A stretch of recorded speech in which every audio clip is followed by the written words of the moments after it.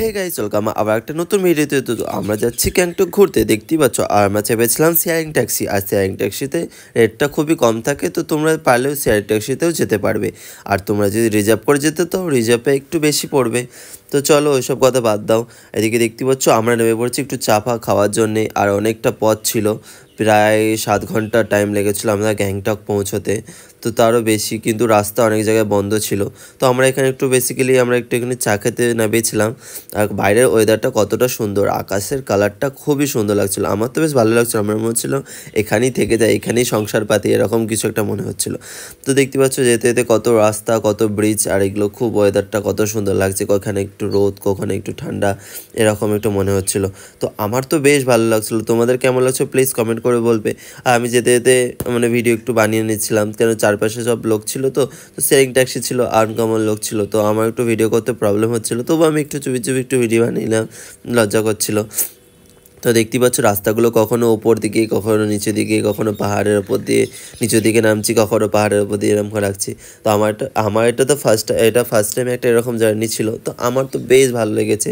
আর seriously Gangtok যেতে খুবই মজা লাগছিলো। আর অনেকটা পথ বসে বসে মানে পাছা পুরো ব্যথা হয়ে গেছিলো এমন মনে হচ্ছে। তো ওই যে দেখতে পাচ্ছ সামনে একটা মিনি বাস, এই মিনি বাসগুলো গ্যাংটক যায় খুবই মানে কম টাকায়। তো তোমরা পারলে এই মিনি বাসগুলো শিলিগুড়ি থেকে ধরতে পারো।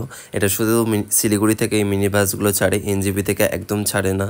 তো তোমরা পারলে এই মিনি বাস থেকেও যেতে পারো।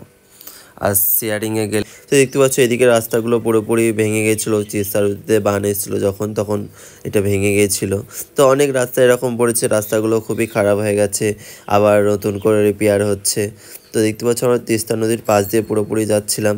তারপরে প্রচণ্ড খিদে পেয়ে গেছিলো, তারপরে ড্রাইভারকে বলে আমরা এখানে কিছু খাওয়ার জন্য এখানে মানে বসেছিলাম, দেখতেই পাচ্ছ। আর হোটেলটা খুবই সুন্দর লাগছিল, আর এখানে সব নেপালিদের হোটেল ছিল, তো খুবই ভালো লাগছিলো। এদিকে তোমাদের এখানে পুরোপুরি হোটেলটা দেখাচ্ছি, তো বেশ ভালো লাগছিলো, আমার তো খুবই ভালো হচ্ছে। এদিকে সবাই মিলে আমরা চা পা খেলাম, যে যা যেটা ফেলো সেটা আবার খেলো।